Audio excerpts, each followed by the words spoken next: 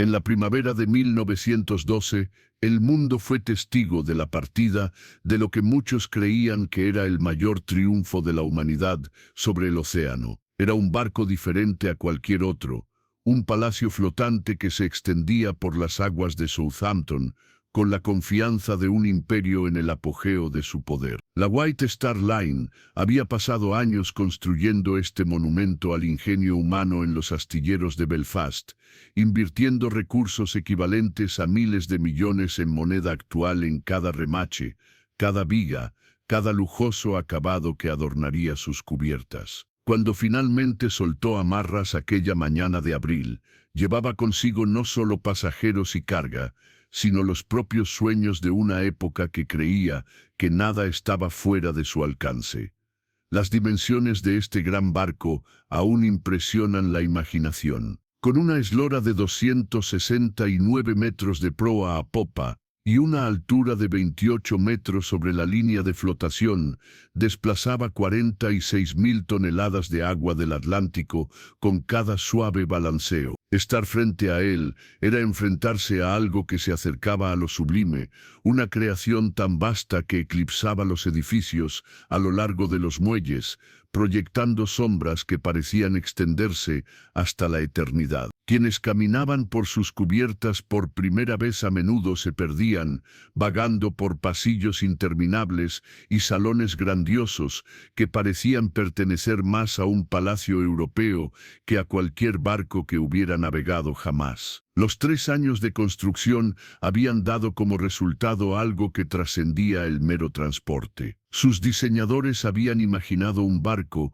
que redefiniría el significado de cruzar el Atlántico, transformando un viaje que antes era una prueba de resistencia en una experiencia de lujo sin igual. Las habitaciones de primera clase rivalizaban con los mejores hoteles de Londres y París, con salones comedores donde las lámparas de cristal proyectaban una luz prismática sobre mesas dispuestas con plata y porcelana fina, donde las orquestas tocaban mientras los pasajeros cenaban platos preparados por chefs reclutados de los establecimientos más prestigiosos de Europa. Había salas de fumadores revestidas con la más rica caoba, salas de lectura donde la luz del sol entraba por ventanas de cristal tallado y una piscina que parecía imposiblemente extravagante para un barco en alta mar. Pero el esplendor se extendía más allá de los salones dorados de primera clase. Los pasajeros de segunda clase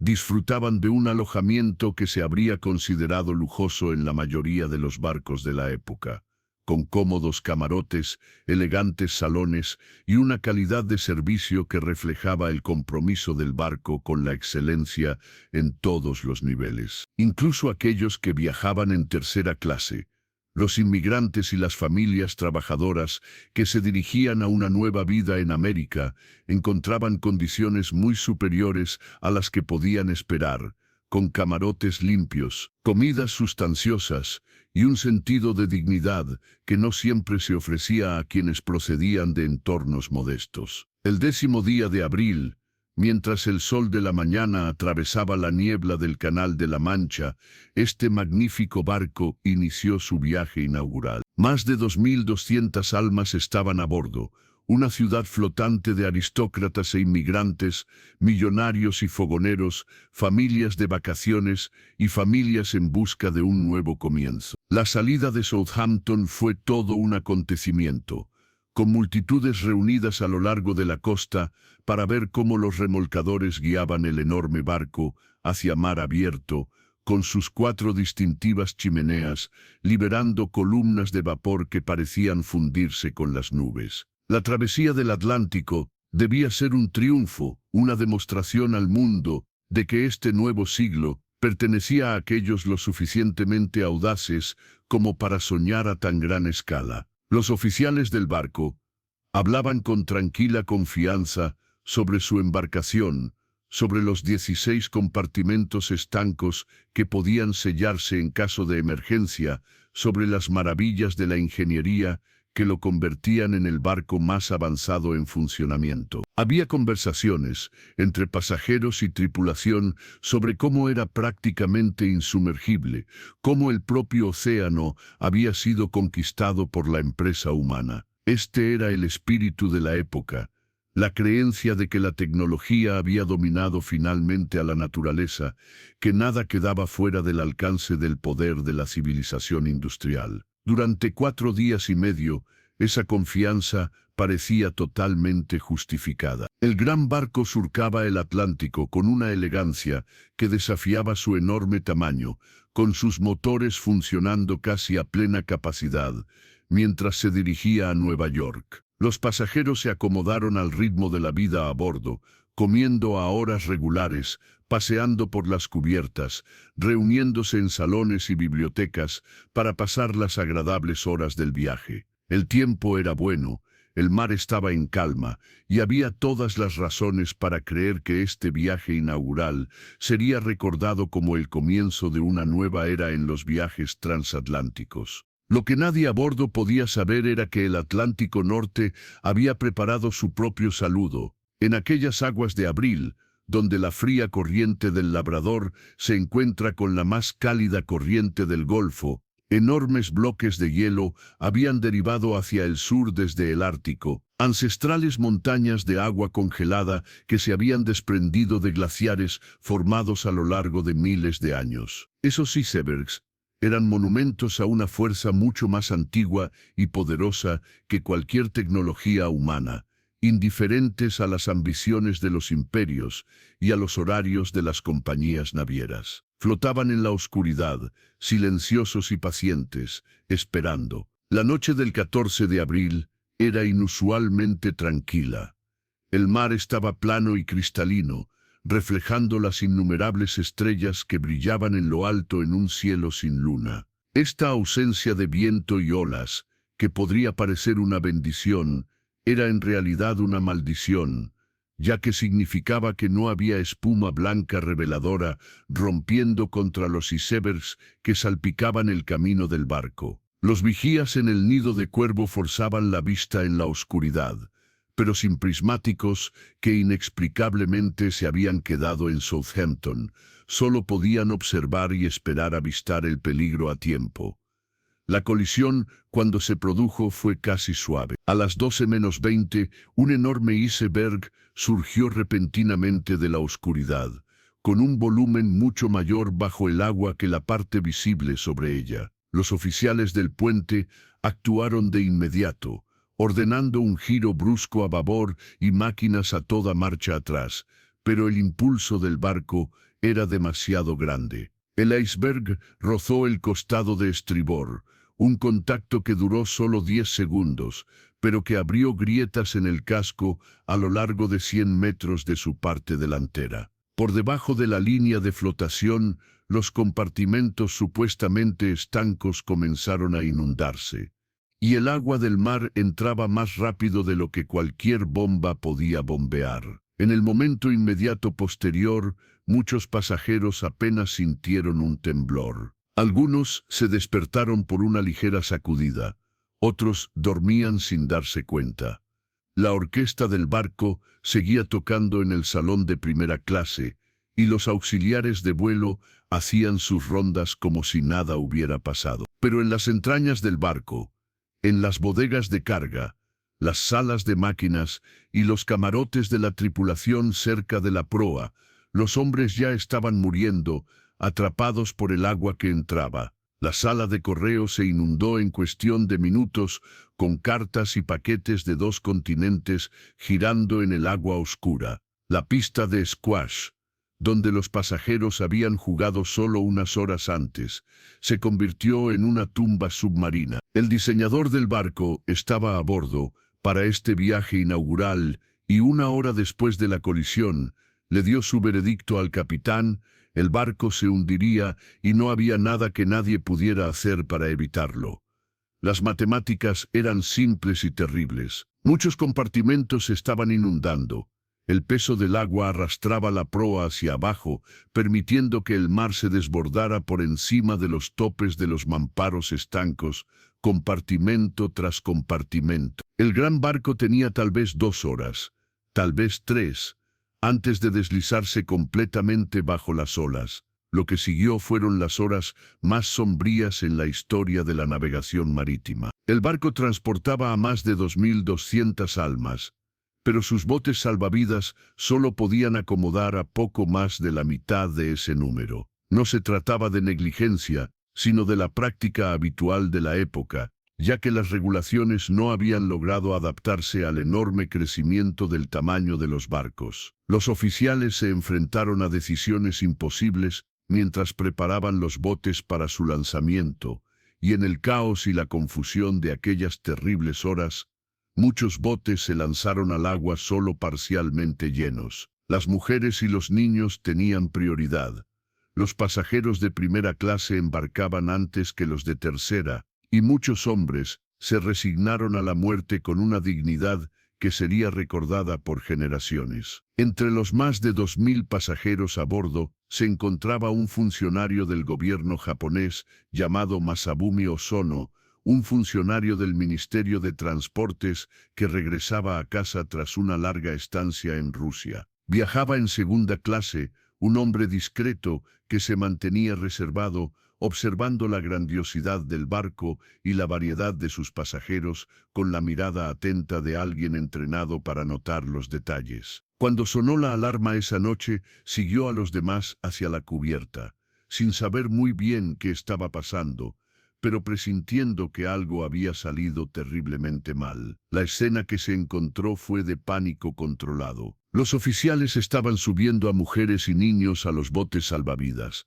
Los miembros de la tripulación luchaban con cabos y cuerdas, y los pasajeros en pijama deambulaban confundidos, muchos de ellos aún negándose a creer que el barco insumergible pudiera estar realmente en peligro. Osono observó cómo se bajaban bote tras bote, a menudo con asientos vacíos, ya que el caos del momento hacía imposible un embarque organizado. Como pasajero de segunda clase, y extranjero además, se vio empujado a un lado, confundido en un momento dado con un pasajero de tercera clase e impedido de embarcar en un bote por completo. A medida que la proa del barco se hundía cada vez más y la popa se elevaba hacia las estrellas, Osono se encontró contemplando la muerte. Pensó en su esposa e hijos esperándolo en Japón, en la carrera que lo había llevado al otro lado del mundo, en todos los pequeños momentos de la vida que nunca volvería a experimentar. El frío ya era intenso, el agua subía cada vez más por la cubierta y parecía que su historia terminaría allí, en el Atlántico Norte, como una víctima más anónima de un desastre sin precedentes. Entonces, en los últimos minutos desesperados, una voz gritó que había espacio para 2 personas más en un bote salvavidas cercano. Un hombre corrió hacia la proa y saltó sin dudarlo. Osono, con su instinto de supervivencia superando su resignación, lo siguió. Cayó en el bote entre extraños, con el corazón acelerado y la respiración entrecortada. Estaba vivo. Había aprovechado su oportunidad de sobrevivir cuando se le presentó, y mientras los remos alejaban el bote salvavidas del barco que se hundía, observó el drama del desastre desarrollarse desde la relativa seguridad de la pequeña embarcación. Los momentos finales del gran barco fueron presenciados por los que estaban en los botes salvavidas con una mezcla de horror y admiración. La popa se elevaba cada vez más mientras la proa desaparecía bajo la superficie, con las enormes hélices sobresaliendo completamente del agua.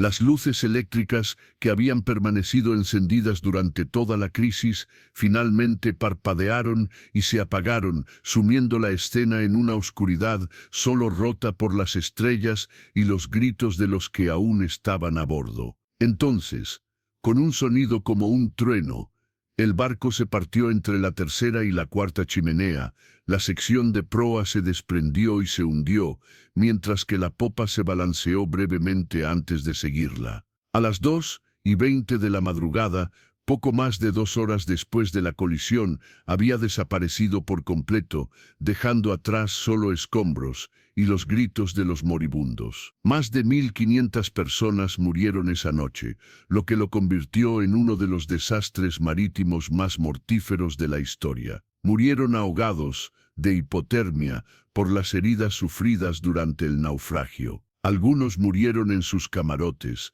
atrapados por puertas cerradas o por el agua que subía. Otros murieron en el agua, pidiendo un rescate que no llegaría a tiempo. Los botes salvavidas, dispersos por millas de océano, podían oír los gritos, pero poco podían hacer para ayudar, con sus ocupantes congelados por el frío y el miedo, sin saber si intentar un rescate volcaría sus frágiles embarcaciones. Cuando el barco de rescate llegó a la mañana siguiente, los aproximadamente 700 supervivientes fueron subidos a bordo en estado de shock y agotamiento. Entre ellos se encontraba Ozono, que había sobrevivido a la noche en el bote salvavidas, pero que se vio sometido a miradas curiosas y comentarios susurrados incluso antes de llegar a Nueva York. La historia de su supervivencia ya había comenzado a cobrar dimensiones que lo perseguirían por el resto de su vida, distorsionada por los prejuicios y el sensacionalismo que siguieron al desastre. Los periódicos estadounidenses, en su carrera por contar la historia del naufragio, se aferraron a cualquier detalle que pudiera distinguir su cobertura de la competencia. En algún lugar, entre el caos de las entrevistas a los supervivientes y las especulaciones, surgió una narrativa que pintaba a Ozono de forma desfavorable. Los reportajes afirmaban que se había disfrazado de mujer para acceder a un bote salvavidas, que había empujado a mujeres y niños para salvarse, que representaba una falta de coraje masculino que supuestamente debía caracterizar a los héroes del desastre. Estas historias fueron inventadas de la nada, construidas sobre nada más que prejuicios y el deseo de sensacionalismo, pero se difundieron rápida y ampliamente. Cuando Ozono regresó a Japón, descubrió que las historias le habían precedido. Los periódicos japoneses habían republicado los relatos estadounidenses, añadiendo sus propios comentarios sobre el honor nacional y el código Bushido de los samuráis. Fue tildado de vergüenza para su país, acusado de cobardía en términos que herían el núcleo de su identidad como hombre japonés de su generación. El Ministerio de Transportes lo despidió de su cargo, ya que no quería estar asociado con alguien que había traído tal vergüenza sobre sí mismo. Sus amigos y colegas se distanciaron y su familia cargó con el estigma de su supuesto fracaso. A lo largo de estas pruebas, Ozono mantuvo su silencio. No se defendió públicamente, no escribió cartas a los periódicos, no intentó corregir el registro, quizás sintió que protestar solo atraería más atención sobre el asunto. O quizás el peso de la condena pública era simplemente demasiado grande para soportarlo. Se retiró a la vida privada, cargando con el peso de acusaciones que sabía que eran falsas, pero que no podía demostrar. El único registro que dejó fue un diario, escrito inmediatamente después del desastre, en el que describió los acontecimientos de esa noche con la sencillez y claridad de un hombre que sabe que está registrando algo trascendental. En ese diario, descubierto solo después de su muerte, Ozono explicó lo que realmente había sucedido. Llevaba una camisa de dormir de seda cuando sonó la alarma, y al ser de baja estatura, es muy posible que lo confundieran con una mujer en medio del caos y la oscuridad. Pero él no se había disfrazado, no había fingido ser algo diferente de lo que era, simplemente había aprovechado su oportunidad de sobrevivir cuando se le presentó subiendo a un bote salvavidas que tenía espacio para más pasajeros. Como pasajero de segunda clase, había seguido los protocolos de la época, esperando a que las mujeres y los niños de primera clase hubieran embarcado antes de buscar su propio lugar en los botes. Las acusaciones sobre el bote salvavidas número 13 resultaron ser particularmente fáciles de refutar una vez que se buscó la verdad. El marinero que afirmó haber sido testigo de la cobardía de Hosono estaba a bordo de un bote completamente diferente. Hosono estaba en el bote salvavidas número 10, muy lejos de la escena descrita en el testimonio condenatorio. Todo el edificio de acusaciones se había construido sobre mentiras e identificaciones erróneas, sobre la disposición de los observadores a creer lo peor de un extranjero en un momento de crisis. Pero cuando esta verdad salió a la luz, Hosono llevaba mucho tiempo muerto, habiendo cargado con el peso de una vergüenza inmerecida hasta su tumba. Su familia trabajó durante décadas para limpiar su nombre, presentando el diario y el registro factual a quien quisiera escucharlo. Poco a poco, los historiadores comenzaron a reevaluar el caso, reconociendo la injusticia que se había cometido con un hombre cuyo único delito fue sobrevivir cuando tantos otros habían muerto.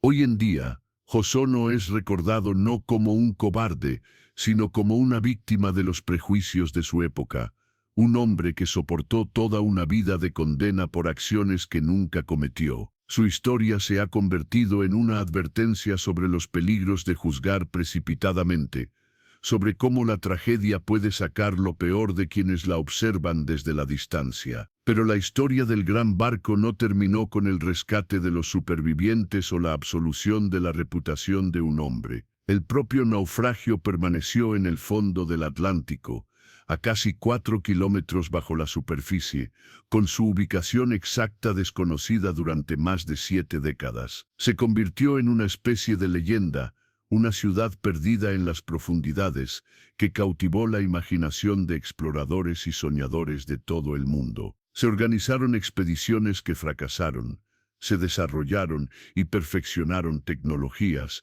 y aún así el gran barco guardaba sus secretos, yacía en la oscuridad donde ninguna luz había penetrado jamás. Cuando el naufragio fue finalmente descubierto a mediados de los años 80, las imágenes que salieron a la superficie impresionaron al mundo. Ahí estaba la proa, aún reconocible a pesar de décadas bajo la presión aplastante de las profundidades, extendiéndose hacia adelante como si aún luchara por alcanzar un destino que nunca llegaría. Ahí estaban las cubiertas por las que habían paseado los pasajeros, ahora hogar de extrañas criaturas de las profundidades. Ahí estaban las pertenencias de los que habían muerto, esparcidas por kilómetros del fondo del océano, conservadas por el frío y la oscuridad de formas que parecían casi milagrosas. El descubrimiento abrió un nuevo capítulo en la historia del barco, uno que continúa desarrollándose a medida que la tecnología hace posible una exploración cada vez más detallada. Los vehículos operados a distancia ahora descienden a profundidades que aplastarían instantáneamente a un buzo humano,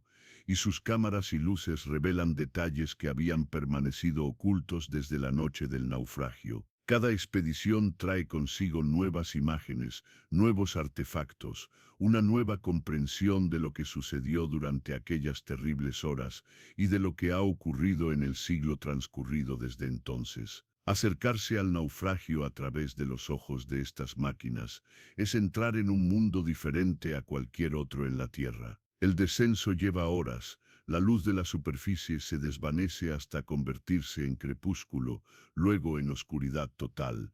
La presión del agua aumenta con cada metro hasta alcanzar niveles que parecen imposibles, cientos de veces mayores que en la superficie. El frío es absoluto, la oscuridad total, y hay una sensación de cruzar de un mundo a otro, del reino de los vivos a un reino de sombras y recuerdos.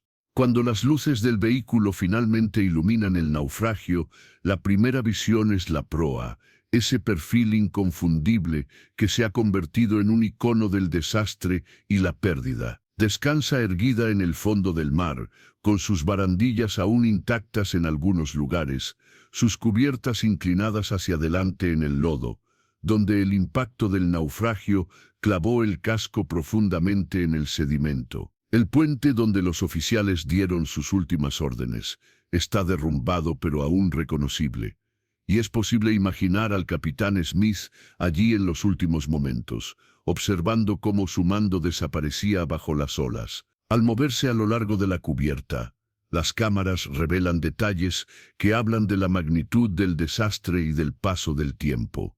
El suelo de madera, que en su día brillaba pulido, se ha podrido en gran parte, dejando atrás la estructura de acero como el esqueleto de alguna bestia enorme. Los turcos que antaño sostenían los botes salvavidas están vacíos, ya que sus botes fueron utilizados o arrancados durante el naufragio. Las piezas de hierro se han oxidado formando figuras fantásticas, de color naranja y marrón contra el eterno gris de las profundidades, mientras que las juntas de latón mantienen su forma, verdes por la corrosión, pero aún reconocibles como obra de manos humanas. La vida marina que ha colonizado el naufragio añade otra dimensión a la escena.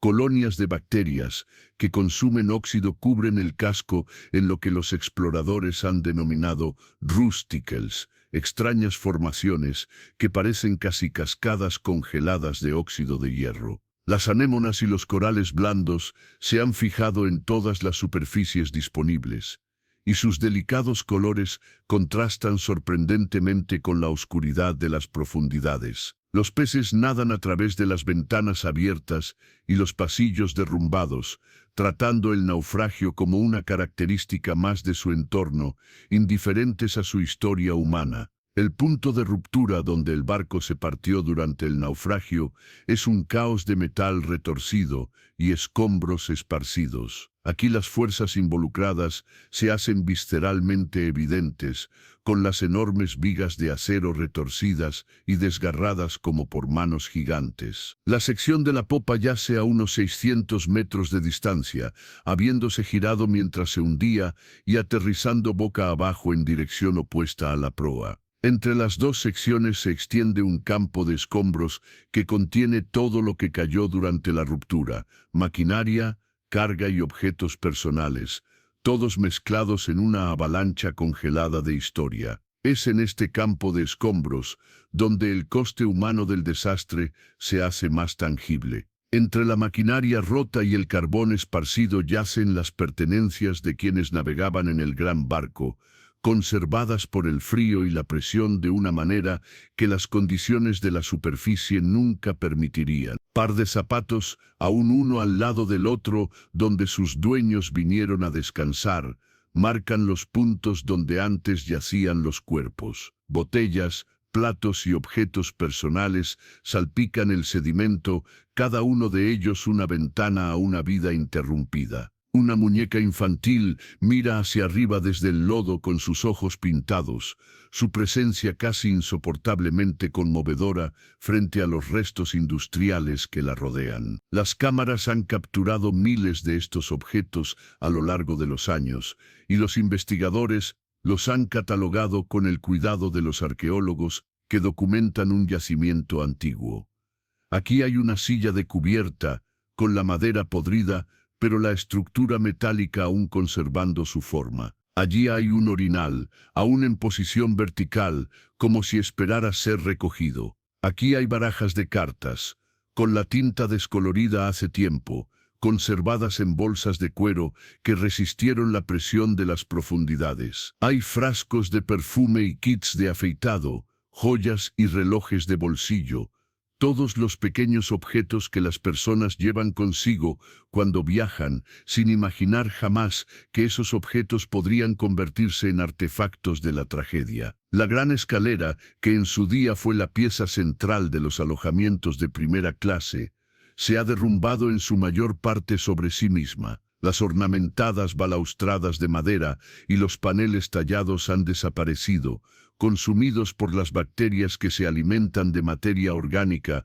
incluso a estas profundidades. Pero la estructura metálica permanece, un eco fantasmal del esplendor que antaño saludaba a los pasajeros mientras bajaban a cenar. Algunos de los elementos decorativos han sobrevivido, piezas de bronce y barandillas de hierro que insinúan la maestría que se puso en cada detalle de la construcción del barco. Penetrar en los espacios interiores es difícil y peligroso, incluso para las máquinas. Las cubiertas se han derrumbado en muchos lugares, creando un laberinto tridimensional de metal retorcido y escombros caídos. Las corrientes barren los pasillos, arrastrando sedimentos que pueden reducir la visibilidad a cero en cuestión de segundos. La presión significa que cualquier fallo del equipo sería catastrófico, dejando a los costosos vehículos atrapados en la oscuridad para siempre. Aún así, los exploradores han avanzado cada vez más en el naufragio, impulsados por el deseo de documentar y comprender antes de que el océano reclame su premio por completo. Lo que han encontrado en su interior confirma tanto el lujo del barco como el caos de su final. En los camarotes de primera clase aún se pueden vislumbrar los restos de opulentos muebles, fragmentos de madera tallada y adornos que hablan de la riqueza de quienes viajaban en esta parte del barco. El equipaje yace esparcido donde cayó, algunos baúles aún cerrados y presumiblemente todavía con las pertenencias de pasajeros que nunca tuvieron la oportunidad de desempacar. En un camarote, una caja fuerte está abierta. Su contenido hace tiempo que fue retirado o esparcido, un recordatorio de que incluso en medio del desastre, algunos intentaron salvar sus objetos de valor. Las zonas de segunda y tercera clase cuentan historias diferentes. Aquí las acomodaciones eran más sencillas, las pertenencias más modestas, pero no menos evocadoras de las vidas que se vivieron. Las literas permanecen contra las paredes, con la ropa de cama podrida, sus estructuras aún conservando la forma de los lugares donde las familias durmieron en su última noche con vida. Los objetos personales están esparcidos por el suelo, mezclados con los restos del naufragio, creando una confusión de objetos domésticos y restos industriales que de alguna manera captura la naturaleza aleatoria del desastre. Las cocinas y las despensas han proporcionado algunos de los artefactos mejor conservados, cuyo contenido ha quedado protegido por el frío y el ambiente pobre en oxígeno. Se han encontrado platos y cubiertos, ollas y sartenes, botellas y recipientes de todo tipo, en condiciones notables, muchos de ellos aún con el logotipo de la compañía naviera o los nombres de los proveedores que abastecían al barco. Estos objetos dan cuenta del enorme esfuerzo logístico necesario para alimentar a 2.000 personas durante una semana en el mar, de los cientos de empleados que trabajaban en estos espacios preparando comidas que nunca se servirían. Las salas de máquinas, en las profundidades del vientre del barco, se encuentran entre los espacios más impresionantes para explorar. Los enormes motores que impulsaban la embarcación siguen en su sitio, cubiertos de sedimentos y vegetación marina, pero reconocibles como las maravillas tecnológicas que fueron. Las calderas que generaban el vapor, los pistones y ejes que transferían la fuerza a las hélices, toda la intrincada maquinaria de la ingeniería de principios del siglo XX. Permanece como testimonio de la habilidad de quienes la diseñaron y construyeron. En su época, estos motores eran el corazón palpitante del barco, e incluso en la muerte imponen una especie de respeto. Las bodegas de carga contenían el propósito comercial del viaje, los bienes y materiales que se transportaban entre continentes como parte de las redes comerciales globales de la época. Gran parte de esa carga se pudrió o se corroyó, pero algunos artículos sobrevivieron en condiciones notables. Cajas de vino y bebidas destiladas, con sus botellas aún selladas, fueron recuperadas e incluso abiertas, y su contenido se encontró aún bebible después de un siglo en el fondo del mar. Cargas más mundanas, maquinaria y tejidos, y los 1.000 otros productos de la civilización industrial, yacen esparcidos por las bodegas, una instantánea del comercio de principios del siglo XX. Los restos humanos han desaparecido en gran parte a lo largo del siglo transcurrido desde el naufragio, consumidos por los mismos procesos biológicos que están consumiendo lentamente el propio barco. Pero las pruebas de los fallecidos permanecen en forma de sus pertenencias, sus zapatos y ropa y objetos personales que marcan los lugares donde descansan. Estos testigos silenciosos de la tragedia son tratados con especial cuidado por los exploradores, documentados pero no perturbados. Su presencia es un recordatorio constante del coste humano que subyace a todo el interés tecnológico e histórico del naufragio. Cada expedición al naufragio revela nuevos detalles, pero también documenta su continuo deterioro. El barco se está derrumbando lentamente bajo su propio peso y el implacable ataque de las bacterias que consumen hierro. Secciones que estaban intactas en visitas anteriores se han derrumbado, pasillos que antes eran transitables ahora están bloqueados y la estructura general se vuelve menos estable con cada año que pasa. Los científicos estiman que el naufragio podría colapsar por completo en unas pocas décadas, y que el gran barco acabará sucumbiendo a las fuerzas que actúan sobre él desde la noche en que se hundió. Esta destrucción inminente ha impulsado los esfuerzos por documentar el naufragio con cada vez más detalle. Las expediciones más recientes utilizan tecnología de imagen avanzada para crear mapas tridimensionales de todo el yacimiento, capturando cada ángulo de cada artefacto, cada contorno de cada cubierta derrumbada. Estas recreaciones digitales preservarán el barco mucho después de que el naufragio físico se haya desmoronado,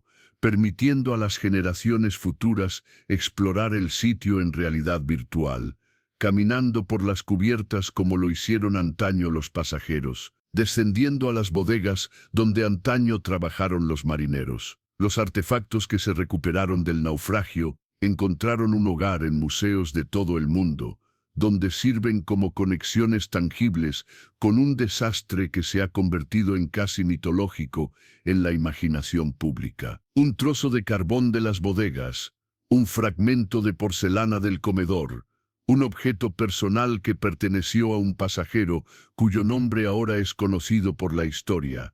Cada uno de estos objetos lleva el peso de la historia que representa. Los visitantes se detienen ante las vitrinas y contemplan el abismo entre la normalidad de estos objetos y las circunstancias extraordinarias que los trajeron a la superficie. La historia del gran barco se ha contado innumerables veces en libros y películas, en documentales y especiales de televisión, en artículos académicos y publicaciones populares. Sin embargo, de alguna manera, nunca pierde su poder de conmover y fascinar. Quizás sea porque el desastre toca muchos de los temas que definen la existencia humana: ambición y arrogancia, tecnología y naturaleza, clase e igualdad, heroísmo y cobardía, amor y pérdida. El barco se ha convertido en un símbolo, un punto de referencia que trasciende su momento histórico específico para hablar de algo universal sobre la condición humana. La ciencia detrás del naufragio sigue siendo estudiada y debatida más de un siglo después del suceso. Los metalúrgicos analizaron muestras del acero del casco y descubrieron que contenía impurezas que lo hacían más frágil en agua fría que el acero moderno. Los arquitectos navales realizaron simulaciones por ordenador de la colisión y el naufragio, poniendo a prueba teorías sobre lo que podría haber ocurrido si los oficiales hubieran tomado decisiones diferentes. Si el barco hubiera chocado de frente con el iceberg, en lugar de rozarlo por un lado, si las puertas estancas se hubieran diseñado de otra manera. Estos estudios revelaron la compleja cadena de factores que se combinaron para condenar al barco. Las condiciones climáticas que hicieron invisible el iceberg hasta que fue demasiado tarde. Las decisiones de diseño que permitieron que el agua se desbordara de un compartimento al siguiente. Las regulaciones que limitaban el número de botes salvavidas. Las convenciones sociales que daban prioridad a algunos pasajeros sobre otros. Los fallos de comunicación que dejaron a los barcos cercanos sin saber de la crisis hasta que fue demasiado tarde. Ningún factor aislado fue responsable del desastre. En cambio, fue la intersección de muchos factores, cada uno de los cuales podría haber sido superable por sí solo, lo que resultó fatal. El legado del desastre incluye las reformas que provocó en la seguridad marítima. 2 años después del naufragio, Una convención internacional estableció nuevos requisitos para los botes salvavidas, la comunicación por radio y las patrullas de hielo en el Atlántico Norte. Los barcos pasaron a estar obligados a llevar botes salvavidas suficientes para todos a bordo, a mantener una vigilancia radiofónica constante, a atender los avisos de hielo y a ajustar sus rutas en consecuencia. Los pasajeros y tripulantes que murieron en el desastre no murieron en vano. Su tragedia impulsó cambios que han salvado innumerables vidas en el siglo transcurrido desde entonces. Sin embargo, la fascinación por el desastre va más allá de sus lecciones prácticas. Hay algo en la historia que apela a la imaginación humana de una manera que ninguna normativa de seguridad puede captar. Quizás sea la magnitud absoluta de la tragedia, los cientos de historias individuales de valentía y miedo, de sacrificio y egoísmo, de amor y pérdida, que se desarrollaron en aquellas terribles horas. Quizás sea el arco dramático de la narración, el gran barco que se suponía insumergible, encontrando el iceberg que demostró lo contrario. Quizás sea simplemente la romántica del mar, la antigua relación humana con el océano que el desastre evoca tan poderosamente. Las historias individuales de los que murieron y los que sobrevivieron siguen siendo investigadas y contadas, cada una de ellas añadiendo otra dimensión a nuestra comprensión del desastre. Estaba la pareja que se negó a separarse, el marido que decidió quedarse a bordo con su esposa en lugar de dejarla morir sola. Estaba el músico que tocó hasta el final, cuya última pieza ha sido objeto de debate entre los historiadores, pero cuya dedicación a su arte es incuestionable. Estaban los ingenieros que permanecieron en sus puestos, manteniendo las luces encendidas y las bombas en funcionamiento, sabiendo que nunca abandonarían el barco con vida. También hubo historias de cobardía y fracaso, de hombres que se disfrazaron de mujeres para acceder a los botes salvavidas, de miembros de la tripulación que abandonaron sus puestos, del capitán de un barco cercano que no respondió a las señales de socorro que iluminaban el cielo nocturno. Estas historias más sombrías también forman parte del registro, recordándonos que los desastres sacan lo peor y lo mejor de la naturaleza humana. La verdad completa de lo que ocurrió aquella noche es compleja y ambigua y se resiste a las narrativas simplistas que tan a menudo imponemos a los acontecimientos históricos. Los descendientes de quienes navegaron en el gran barco formaron comunidades de memoria, reuniéndose para compartir historias y preservar el legado de sus antepasados. Para ellos, el desastre no es una abstracción histórica, sino una herencia personal.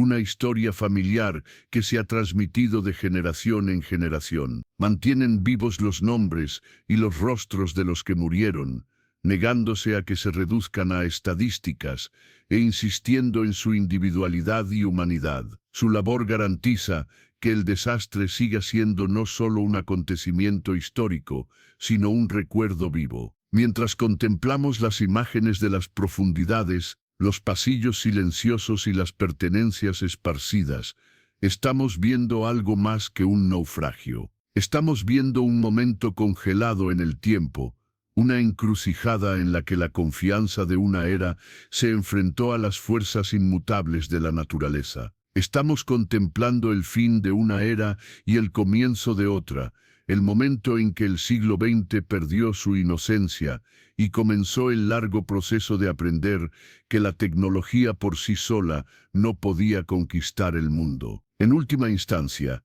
estamos contemplando a nosotros mismos, los sueños, los miedos y las aspiraciones que no han cambiado en el siglo transcurrido desde que el gran barco se hundió.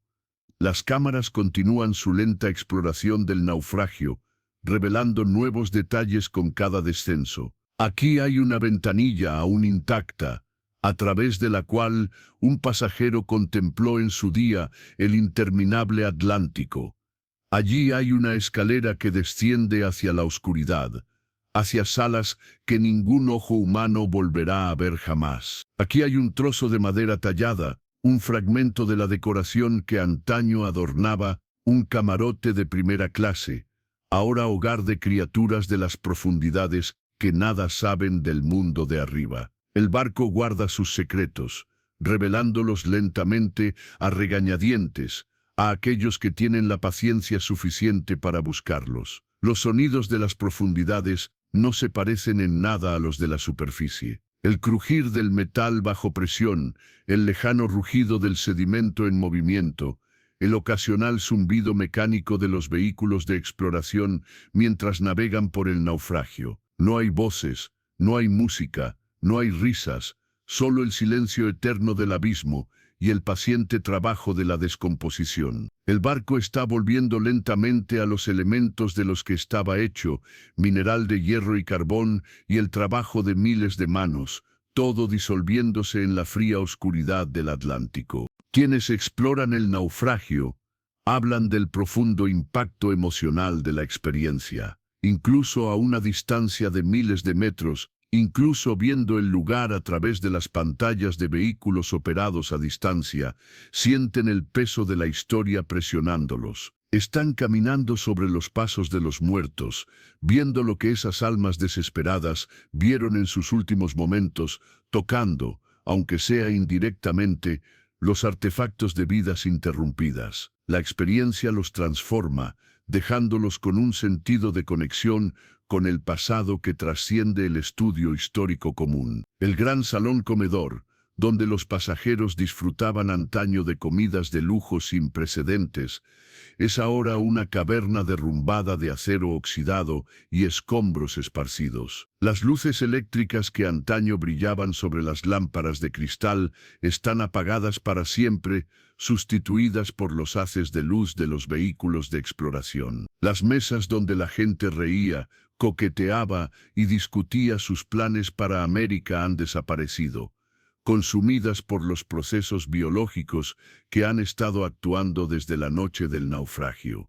Solo quedan fantasmas, los ecos de conversaciones que terminaron hace más de un siglo. En el gimnasio, donde los pasajeros hacían ejercicio en aparatos que eran lo último en modernidad para su época, las máquinas siguen en su sitio, congeladas en sus posiciones finales. El cuero y la madera se han podrido, pero las estructuras metálicas permanecen, reconocibles como las máquinas de remo y las bicicletas estáticas que antaño ocupaban este espacio. Un zapato de un pasajero yace cerca, tal vez tirado durante un ejercicio en el último día completo del viaje, nunca recuperado. Estos pequeños detalles dicen más que cualquier estadística, haciendo que el desastre sea personal de una manera que los números por sí solos no pueden. Las cubiertas de paseo, donde los pasajeros caminaban al aire libre, observando el interminable océano pasar bajo sus pies, ahora son pasillos de óxido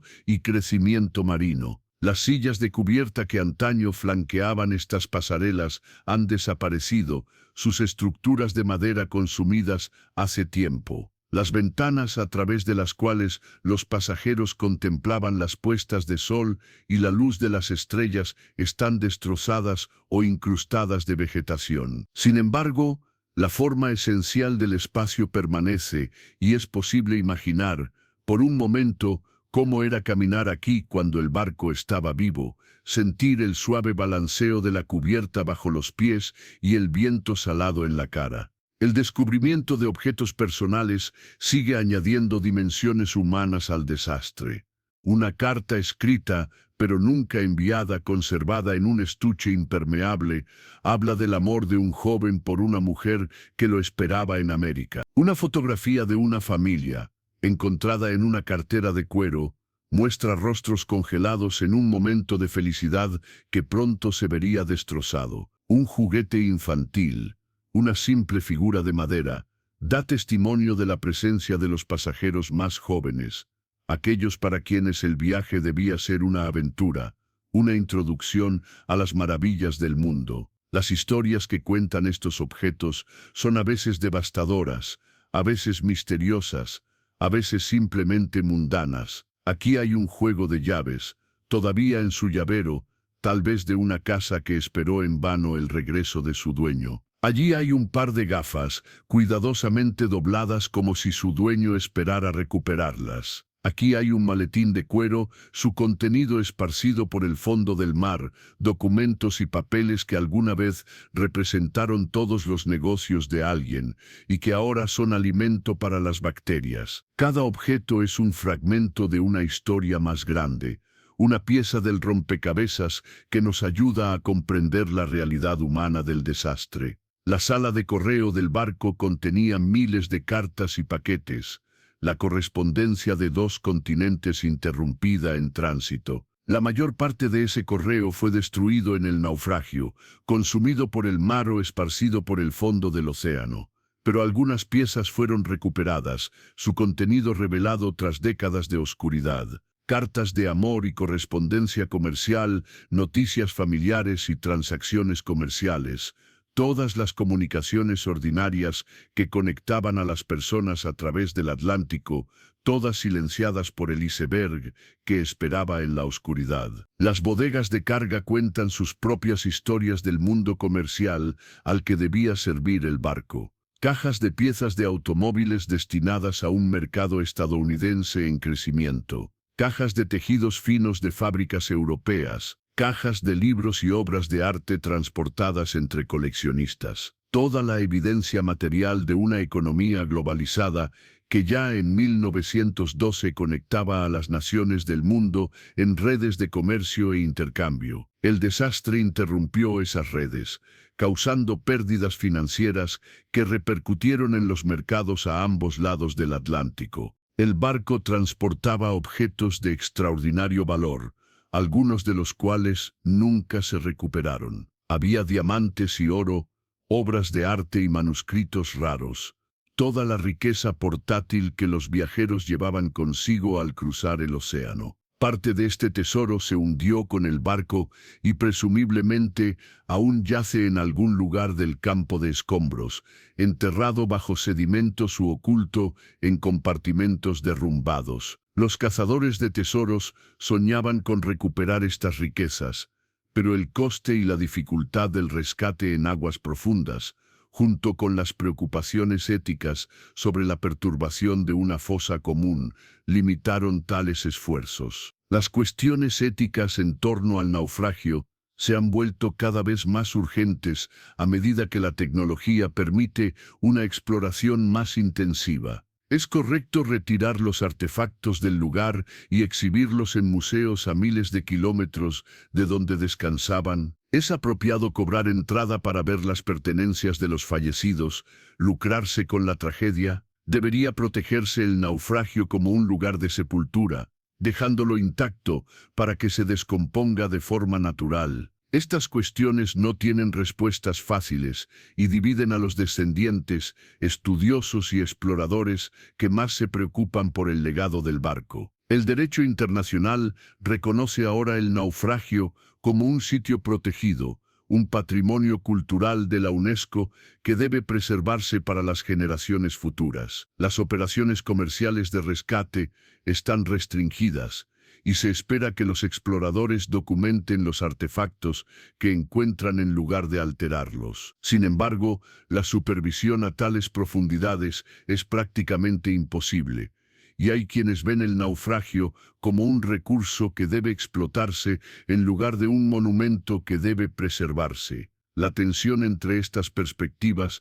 probablemente continuará mientras quede algo del barco. El estado del naufragio sigue deteriorándose, un recordatorio de la impermanencia incluso de la creación humana más poderosa. Secciones que eran estables hace una década ahora se han derrumbado. Las cubiertas que antes eran transitables ahora están bloqueadas por los escombros. El propio casco está cediendo bajo su propio peso, con las planchas de acero doblándose hacia adentro a medida que la estructura que la sostenía se pudre. Con cada año que pasa, se pierde más del barco, más de su historia desaparece en las profundidades. Este proceso de decadencia se ve acelerado por las propias expediciones destinadas a documentar el naufragio. Los vehículos que descienden para explorar perturban los sedimentos que han protegido los artefactos durante décadas. Sus luces favorecen el crecimiento de organismos que de otro modo no prosperarían en la oscuridad total. Su peso a veces desaloja estructuras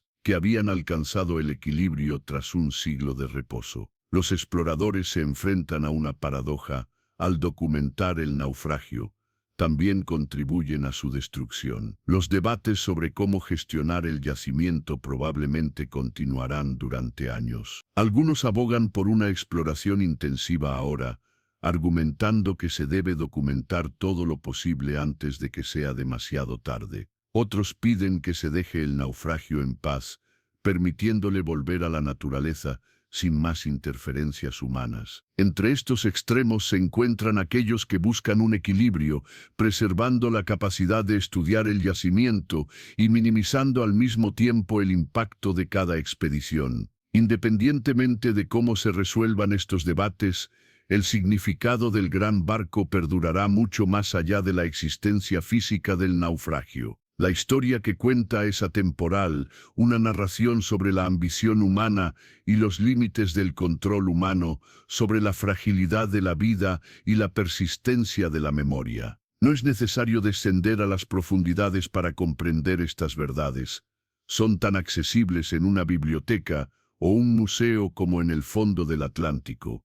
Sin embargo, hay algo en la existencia física del naufragio que ejerce un poder sobre la imaginación. Saber que esas planchas de acero, esas vigías, esos artefactos están realmente allí, yacentes en la oscuridad, donde nunca penetra la luz, confiere una tangibilidad a la historia que la narración por sí sola no puede proporcionar. El naufragio es un monumento conmemorativo, un lugar sagrado que marca el lugar donde más de 1500 almas encontraron su fin.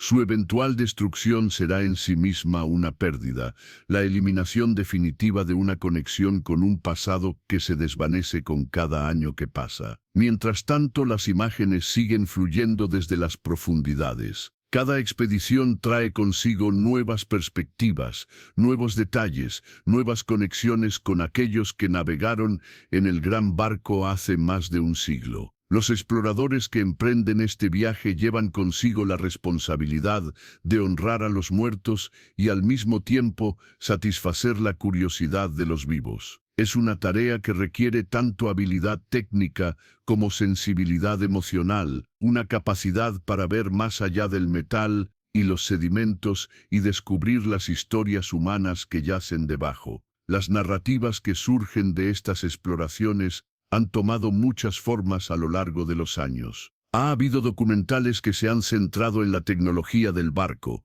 detallando las innovaciones de ingeniería que lo hicieron tan famoso en su época. Ha habido libros que han rastreado a pasajeros individuales, reconstruyendo sus vidas desde su nacimiento hasta el momento en que subieron a bordo. Hubo películas que dramatizaron el naufragio, dando rostro y voz a quienes de otro modo serían solo nombres en una lista de pasajeros. Cada uno de estos esfuerzos se suma a la comprensión colectiva del desastre, construyendo un retrato que es a la vez más detallado y más emotivo de lo que cualquier relato único podría ser. Los artefactos que se recuperaron y exhibieron se convirtieron en objetos de peregrinación para millones de personas. Filas y filas de visitantes pasaron por estos fragmentos de historia, estudiando el logotipo de la compañía naviera en un plato, el estampado de un trozo de tela, la inscripción en un reloj de bolsillo. Imaginan las manos que alguna vez sostuvieron estos objetos, los rostros que miraron estos patrones, las vidas que se vivieron en torno a estos artículos mundanos que se volvieron extraordinarios solo por su asociación con la tragedia. Los museos que albergan estas colecciones se han convertido en templos de una especie, lugares donde lo secular se acerca a lo sagrado a través del peso de la memoria. El atractivo perdurable del desastre puede atribuirse a muchos factores. La era del barco fue una de esperanza y progreso, un momento en el que parecía que la humanidad estaba finalmente dominando el mundo natural. El naufragio destruyó esa ilusión. demostrando que el océano seguía siendo tan peligroso e impredecible como siempre. La escala del barco hacía que su pérdida fuera aún más impactante. Si algo tan vasto y poderoso podía ser destruido por un bloque de hielo, entonces nada era realmente seguro. La confianza de la era eduardiana no sobrevivió al naufragio, sustituida por una incertidumbre que no haría más que profundizarse en los años siguientes. La estructura de clases del barco también resonó a través de las generaciones. La clara división entre primera, segunda y tercera clase, y las diferentes tasas de supervivencia que se derivaron de ella, pusieron de relieve unas desigualdades que parecían especialmente brutales en un momento de crisis. Las mujeres y los niños ricos tenían muchas más posibilidades de sobrevivir que sus pares más pobres, y los hombres de todas las clases se enfrentaban a la muerte en proporciones desproporcionadas con respecto a su porcentaje de la población. El desastre puso de manifiesto las fallas de la sociedad eduardiana,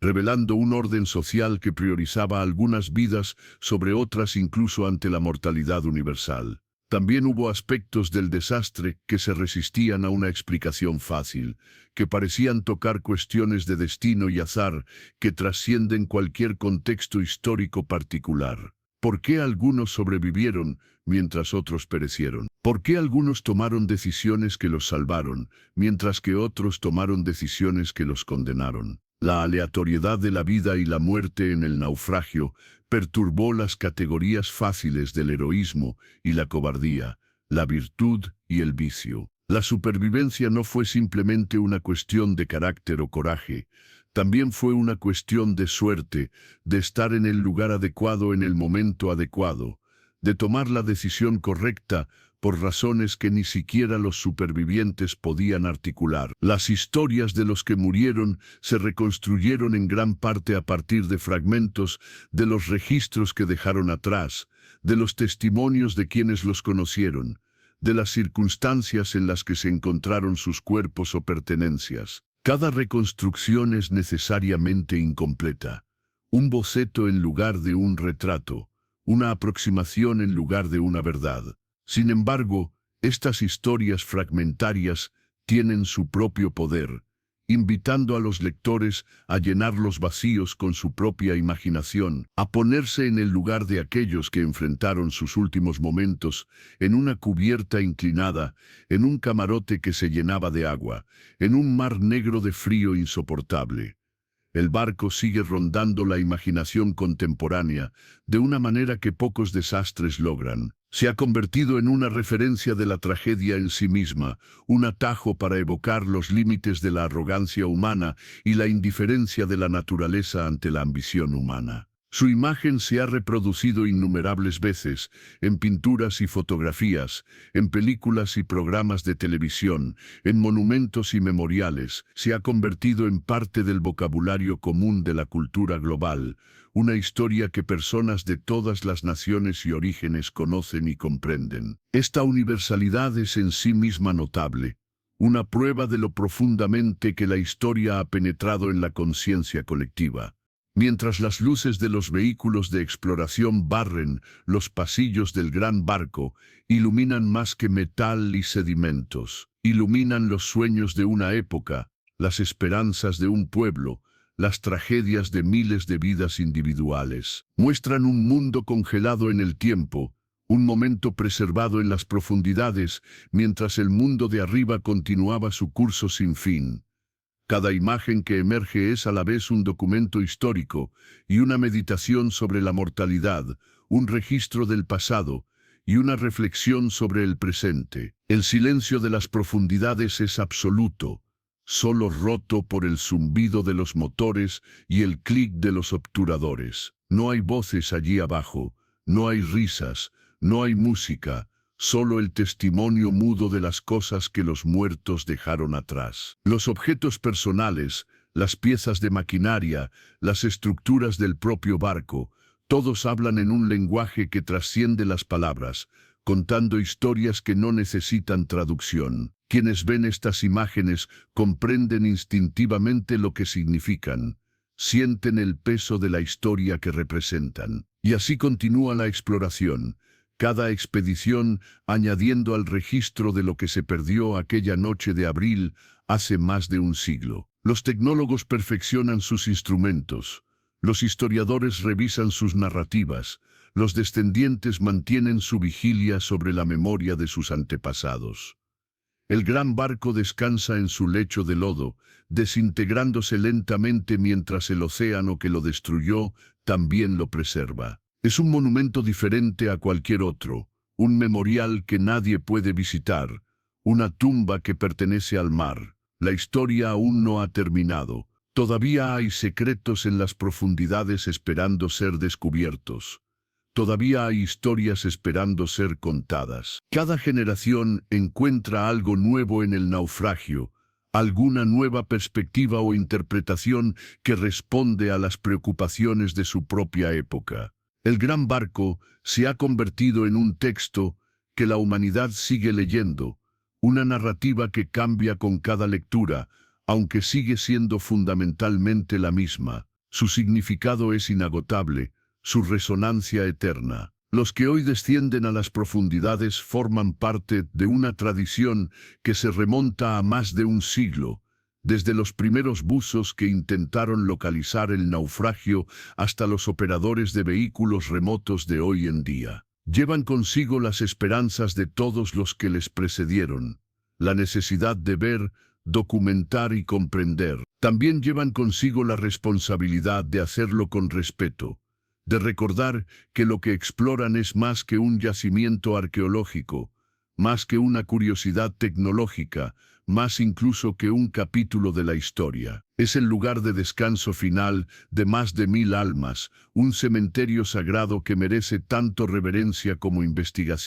Mientras las cámaras se deslizan por los pasillos oxidados, pasando por los miradores donde los pasajeros contemplaban antaño el horizonte, registrando los artefactos esparcidos de vidas interrumpidas, capturan algo que trasciende lo meramente histórico. Capturan la esencia de la condición humana, la mezcla de aspiración y limitación que define a nuestra especie. Muestran lo que hemos construido y lo que hemos perdido, lo que esperamos y lo que enfrentamos. Cuentan una historia que es universal en su particularidad, atemporal en su especificidad histórica. El gran barco se hundió hace más de un siglo, pero su naufragio sigue hablando. Habla de una era de confianza que fue destruida, de vidas que se perdieron, de lecciones que se aprendieron a un costo terrible. Habla de la persistencia de la memoria, de la necesidad humana de recordar y honrar a los muertos. Habla del poder del océano y de la fragilidad de todo lo que construimos para navegar por él. Y habla finalmente de la esperanza de que al estudiar el pasado podamos construir un futuro mejor, de que las tragedias de ayer puedan convertirse en la sabiduría de mañana. Las imágenes de las profundidades seguirán emergiendo, cada una añadiendo otra pincelada al retrato en constante evolución del desastre. Los exploradores continuarán su descenso, trayendo de vuelta fragmentos de un mundo que desapareció bajo las olas. Los descendientes continuarán su vigilia, manteniendo viva la memoria de aquellos que perdieron. Y el gran barco continuará su lento colapso, desapareciendo finalmente por completo en las profundidades que lo acogieron hace más de un siglo. Pero incluso después de que el último vestigio físico haya sido consumido, la historia permanecerá. Será contada y recontada, adaptada e interpretada, estudiada y debatida. Se descubrirán nuevos aspectos en los registros que han sobrevivido. Se establecerán nuevas conexiones entre acontecimientos que parecían inconexos. La narrativa seguirá creciendo y cambiando, incluso mientras su núcleo esencial permanece igual. El gran barco se hundió y el mundo nunca volvió a ser el mismo. Este es el verdadero legado del desastre, no los artefactos conservados en los museos, ni las imágenes captadas en las profundidades, sino la historia en sí misma, la narración que ha pasado de generación en generación, ganando significado con cada nueva versión. Es una historia sobre el orgullo y la caída, sobre la tecnología y la naturaleza, sobre la vida y la muerte. Es una historia que pertenece a todos los que la escuchan, un patrimonio común de la humanidad conservado no en acero y hierro, sino en la memoria y la palabra. Y así, mientras los últimos rayos de luz barren los silenciosos pasillos, mientras las cámaras registran una parte más de la historia antes de que se pierda para siempre, el gran barco permanece en su eterno reposo. No se mueve, no habla, no sueña. Simplemente existe, un monumento a la ambición humana y a sus limitaciones, un recordatorio de lo que fuimos y de lo que aún podemos llegar a ser. En última instancia, es un espejo que nos refleja nuestras propias esperanzas y miedos, nuestras propias grandezas y debilidades. Y mientras sigamos mirando ese espejo, el gran barco seguirá diciéndonos quiénes somos.